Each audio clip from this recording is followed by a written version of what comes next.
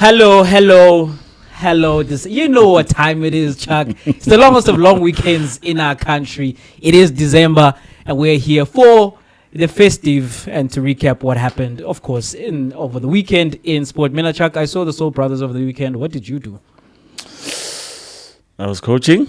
Does that count? I did something more. It's not more contemporary. I did something. Seeing the Soul Brothers, 50 years. Performing. I did something more contemporary, closer to my age. Well, who do you know in Tanga Kumamel Soul Brothers? I think I was busy jamming to the Soul Brothers.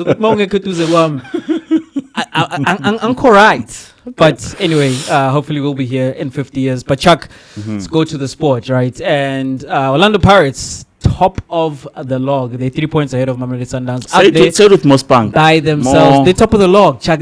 How much more top of the log do you want me to say then they're on top of the log? 3 points ahead of Mamelodi Sundowns. Yet another win, still not conceding.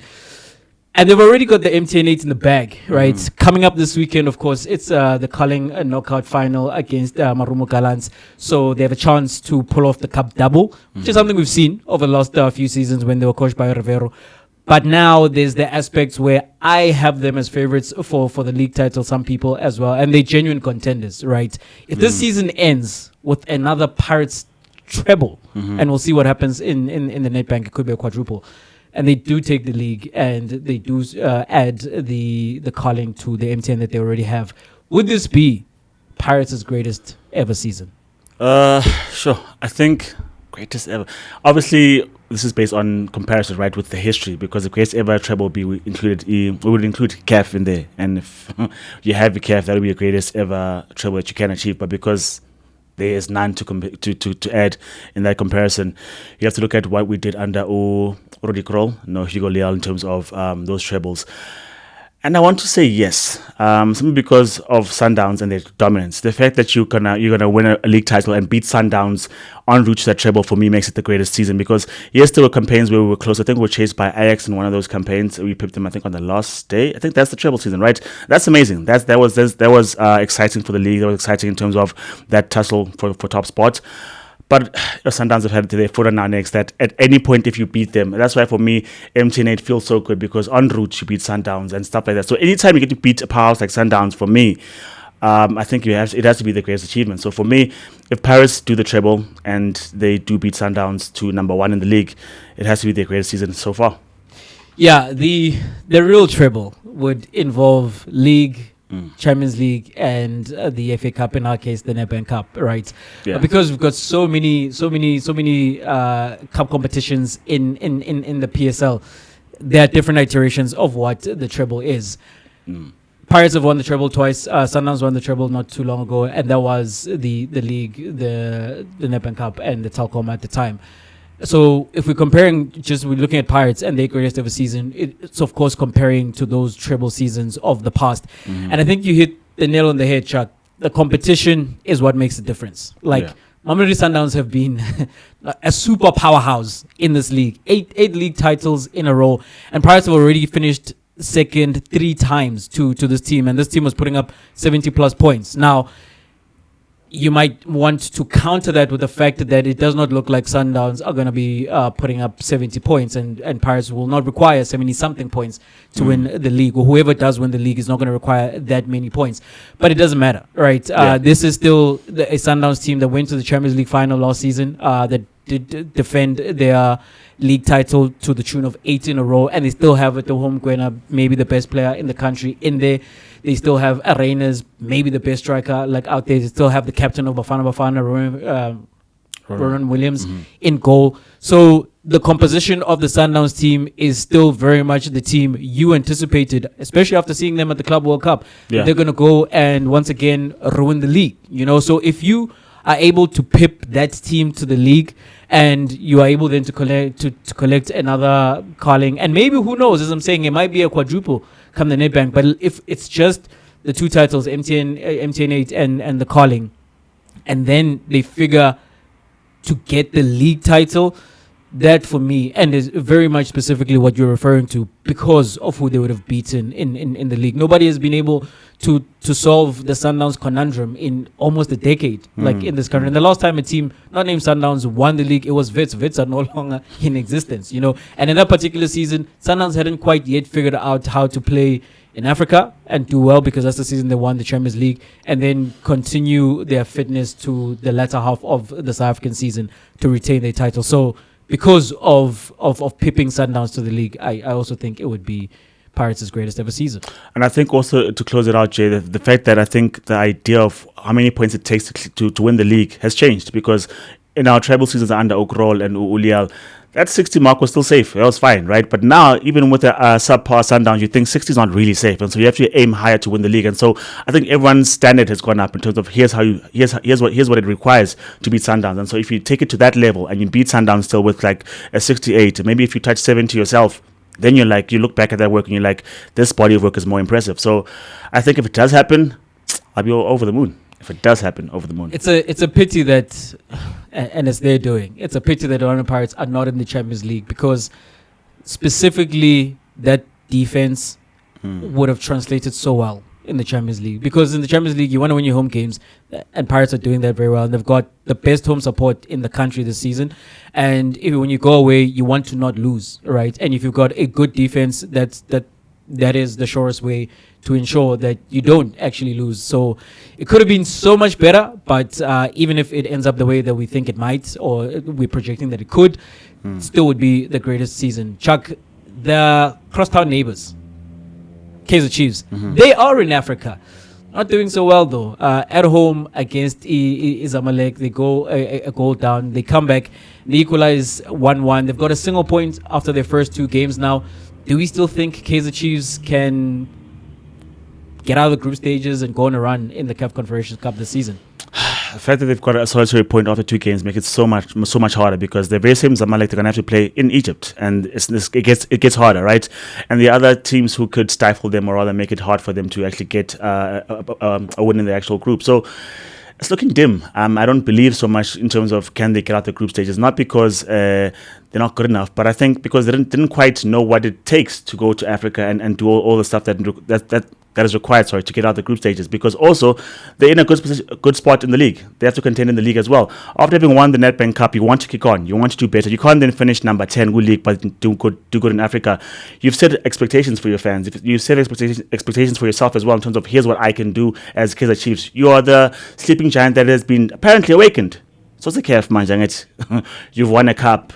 You can't then go down again in terms of your league performance. So for me, Jay, it looks very grim for me in terms of can they get out the group stages. Maybe they go back to focusing on their domestic campaign and see if it works. Kev, sharp, but I don't think put so much reliance on that particular campaign working out for you.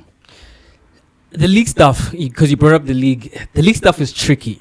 And I say that because Kaizer Chiefs are on record as saying that the CAF Confederations Cup would be a good preparation for them for the Champions League. So their thoughts, right, in terms of the brand and who Kaizer Chiefs are, is that they should be competing in the biggest tournament on the continent, that is the Champions League. But of course, to get into the Champions League, you need to finish in one of those two positions at the top. Those two positions at the top are currently occupied by Orlando Pirates and Sundowns. Do I think either one of Pirates and Sundowns are going to drop out of the top two? I don't. I generally don't. Even with the good start the Kaizer Chiefs have had, even Skukune doing what they're doing, and maybe you want to include an Amazulu who are now just 7 points off the top of the log, with Pirates going to 28.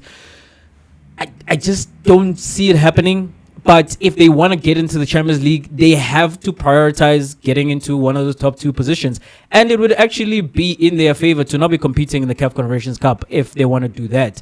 But that's not going to happen. I generally don't think that's going to happen. And if you have an opportunity to win a continental competition, you should take it, right? Yeah. And we've seen with South African teams that they have the ability to go deep in these competitions. Maybe not all the way win it, because since Sundowns won the Champions League in 2016, there hasn't been a win. Chiefs have gotten to a final of the Champions League. Marumo Gallants have gone to a semi-final of a CAF Confed. Pirates went to a semi-final and last season in the Champions League. Sundowns again, Champions League final. So you're missing that little extra, right? But our teams have proven that they can go on runs. And if you just look at the position that Chiefs find themselves in their group, it is grim. You're right. But last season, Stellenbosch started off with 3 losses in a row. They were nowhere. And then they ended up going on a run in the group stages and ended up being eliminated in a close tie in the semifinals. So I think Kaizer Chiefs can still do it. I think Kaizer Chiefs can still do it. The thing they need to sort out, they need to get out of their own way. Like, can you finally figure out that midfield? Can you finally figure out who you want to play in the midfield? Maboa was so good in making a cameo in the game against Zamalek. Valibai as well was good making a cameo in the Zamalek. Can we not have, because so far in the CAF Confed, we've seen Dupree start as a winger, we've seen Umori started as a winger. Let's not have that. Like, let's settle on Mfundo Vilakazi being a starting right winger. Valibai is getting his legs under him. Let him start on the left wing. And in midfield, play Umshin. Even if you have to play him just like an hour every match, just play Umshini, because he gives you the control and he gives you the impetus. Because the way Kaizer Chiefs play, if they don't have a controller in there, they just like going forward far too quickly. You remember that thing when we used to play Poroguti, which was counter at the time. Though it was like we're kind of trying to score. Yeah. But in terms of a team, that kind of destabilizes you. You know, because you want to have control in matches, and Kaizer Chiefs don't have that unless you have Umshini playing, the Otel is playing as the DM. But maybe in Africa, Ox is more suited to playing like DM because it's a destroyer. But of course, if you have Ox in there, you need him to have people alongside him who are comfortable with the ball at their feet, and the guy who stands out in that regard is Umshin, as I'm saying, and then. Whether Umtu or Mabu, then you can have one of them as your other player in midfield. So they need to sort that out. And for me, when I say that sounds like they need to figure out the coaching situation. But maybe this will work. You know, let's not say the coaching changes anytime soon. Just get that lineup like proper. Just get the best suitable 11 out there, and I think they can still do it, especially because. I don't think you're getting into the top 2. Yes, you can say that to us, right? That's what you should say. I don't think you're getting into the top 2. Your best chance of silverware, other than the Nedbank Cup, is the only thing left this season. I don't think they're going to win the league. Good start, yes, but I don't think they're going to win the league. It would be the CAF Confed. You know, if you win the Confed, Ogling is forgotten, and it's just a celebratory mood in Achorana. So I think they should still focus on the Confed, and I think even though they've got a point after 2 games, just a single point, they can still go far and maybe even possibly win the whole thing. We'll see. I mean, I think to myself, if they did what they did with the squad that they had, without the temperament or the form of Estelis over the past 2 seasons, I think it's a bridge too far in terms of asking these particular players to give you more than what they gave you last season, which was Nedbank Cup and a place outside the top 8. Hence why, as much as yes, you do bemoan the fact that Paris is not playing continental football, Chiefs are not in the top 8 because they were not good enough last season. And so I think they started well, which suggests maybe there's a turn in fortune. But as you're saying, the tinkering and not being settled on a particular squad suggests that if you ask any of these players at any given time to give you something, chances are they don't. But if you settle on a good squad and you're like, give us this because I know to when I tell machine you can give us this and this, maybe you've got something. But while they're chopping and changing, still skeptical. Pirates are chopping and changing, and it's going well for them. So, but that's because with Shisa, so maybe there's a bit more confidence in that particular squad and quality. But if we go abroad, right, Jay, confidence and Arsenal, sit on top of the Champions League table, sit on top of the EPL table, right? But when they went to Stamford Bridge, I didn't see a side that is, you could say, all conquering, all dominant, who should be on top of the world right now, because they were there and they were a bit more pragmatic. Even after the red card, they played within themselves, I'd say. Do you think this is the way to win league? Don't be too excited, because Arsenal fans are not getting ahead of themselves, but they are confident. They're thinking that this must be our season, because if you look at our defense, if you look at the roles of Declan Rice, the Trossards, the Mourinhos, they're coming in clutch and they're performing for you. But they got to Stamford Bridge and I think they were a bit more cautious. Do you think that's how you win the league? Pace yourself and don't try to batter and beat everyone, because you won't do that to everyone all the time. Yeah, Chuck. Mikel Arteta's Arsenal is more George Graham 1-0 to the Arsenal than it is Arsene Wenger, where it is the idea of welcome to the carpet in terms of the Emirates, because you are going to be made with carpet football. You know, you're going to have those combinations. Aboseski, later on, like Ozil, You think Jack Wilshere, that wonder goal, his combination with Cazorla as well as Giroud. That kind of interlinking, that kind of play, that's not what you're going to see from this Arsenal. And what Mikel Arteta has decided upon in terms of building this team, this is why even in a window where, coming from last season where Arsenal had 13 draws, I believe, in the league, and you're thinking you just need more goals to convert those draws into wins, right? Yes, they did go and get the striker in Gyökeres, but then Mikel Arteta still got a Mascara. He still spent big money on Hinkapie, you know? And it's as if he knew, because for the first time in 160-something games, Arsenal started a league game without either of Saliba or Gabriel, you know, and the starting centre-back pair was Mascara and Hinkapie, the two centre-backs who were bought this off-season. And that is, however you want to look at it, that's the blueprint. That is this Arsenal team. This Arsenal team is more built like a Mourinho side than it is a Pep Guardiola side, you know. So a performance like what you saw at Stamford Bridge is not too surprising for me, especially, Chuck, I think, off the back of a Champions League game against Bayern Munich, which was a tough game. Yes, it finished 3-1 to Arsenal. But Arsenal played a day later than Chelsea, and it was against the Bayern Munich team who, sapped the energy out of their legs. And if you go back to the match against Sunderland, which Arsenal gave up the lead late for a draw, that was also coming off of a Champions League performance. And I remember very distinctly, like, Declan Rice was dead off his feet, like Declan Rice, you know, in those closing minutes. So not too surprising. I think you must take into consideration the workload coming from a Champions League week. And you must also then consider the fact that, this Arsenal team does not really want to go to these places and blow the doors off of these teams, you know. And it's disappointing if you are just feeling yourself as an Arsenal fan that we are on top of the log, you know, like, let's go show our dominance. It's kind of like Arsenal play like Jacques Callas used to bat, you know, because you are thinking you're good enough. Dominate the bowling, you know. Okay, you've gotten to 100. Dominate the bowling, and Carlos is just like, nah, slow and steady. This is Test match cricket. No one is. There's no timer here. We're not trying to do all of that. Let's not go crazy. And you're like, it's great, but you want to say that, but can you really argue that he's great? For me, Chuck, the disappointing thing, right, and the big takeaway from Arsenal in terms of what they lack.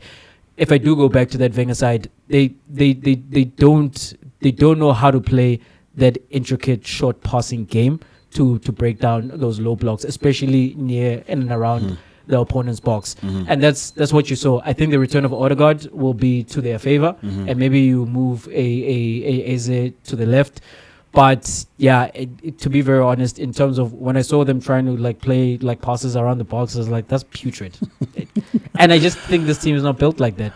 But it's not built like that. They don't play like that, but they've got the parts to play a different kind of football. By that I mean, when I saw Noni Madueke warm up, I'm thinking to myself, maybe you want to bomb down Noni one side, Gabriel the other side, test with the fullbacks. But no, Martinello is being subbed off for Noni Madueke. When I see Odegaard come on, I'm thinking to myself, okay, you're going to have Odegaard and Eze at the same time. Maybe pull a Merino, put in someone who's more offensive. And that didn't happen because of the sake of you want to keep your shape, you want to be pragmatic and not be hard to beat. But in my mind, you're playing against a 10-man Chelsea side that you should be able to hurt at some point. There must be a weakness in terms of where they'll run more or cover more space than what you would in that particular portion of the park. So for me, I look at that game and I'm like, okay, if it was 11 against 11, Chelsea can hurt you. They beat Barcelona as well, right? They've got weapons themselves. But I'm thinking to myself, you've got a man up, you've got the attacking talent, you've got Eze has just got a hat-trick at Nodi last, right? Trossard was not playing, has come up clutch. Merino did come up with a goal in this particular one as well. But you think to yourself, Aguti, with the attacking talent you had, and someone like Saka, I think, was a bit more shackled because he'd run down the byline, cuts inside, but not have anyone to actually give the ball to.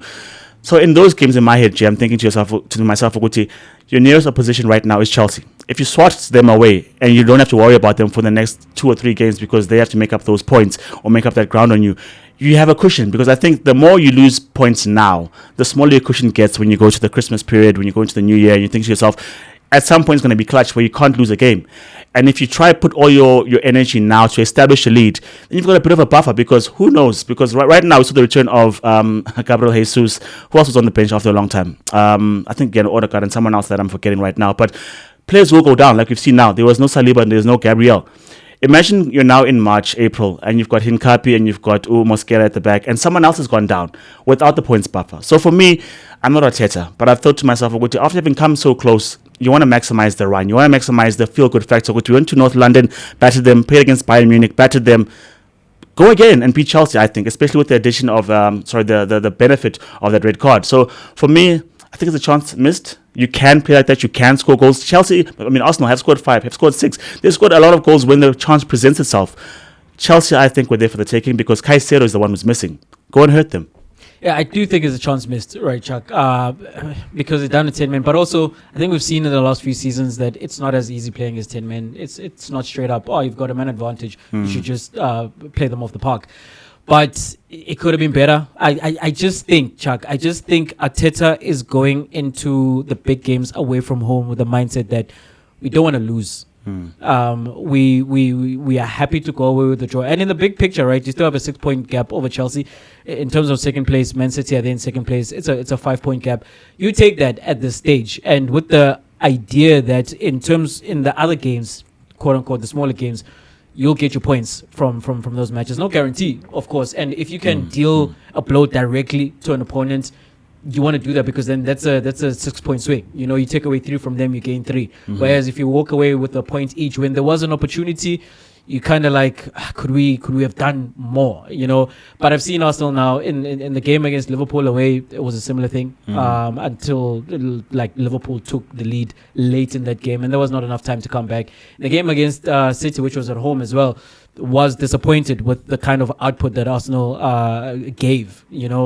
And even in the game against Manchester United, it was a close one. But they won it. The most convincing one, of course, was the performance against Spurs at home. But I think, Chuck, you come away from these games and you've not lost. I think the other side of it is you've not given up ground to your closest opponents. And then it's a matter of what do we all do against the other guys. And I think that's the way Arteta is thinking about it. It's not the most heroic kind of football, but it might work at the end of the season. Yeah, let's just conclude it there and see how the football season continues for Chiefs in Africa, for Sundowns if they do come back, make it interesting with Pirates at the top of the log, and also with Arsenal in terms of how they fare in terms of do they finally get their hands on the trophy this season. Is it a double? Is it just either one, what European title or the English title? We'll see what happens, but fans are thinking to themselves, at some point Arsenal bag something. We'll see. And if you want to be on the ride for all those conversations, please subscribe to the channel, like the videos, comment on the videos, share them far and wide. Follow us on social media. You can find us across all social media platforms. Just look for 2Upfront or at 2Upfront Pod. I'm at J_Mzulu. Chuck is at Chuck2Up from 2Upfront. Hello, December. Goodbye, guys.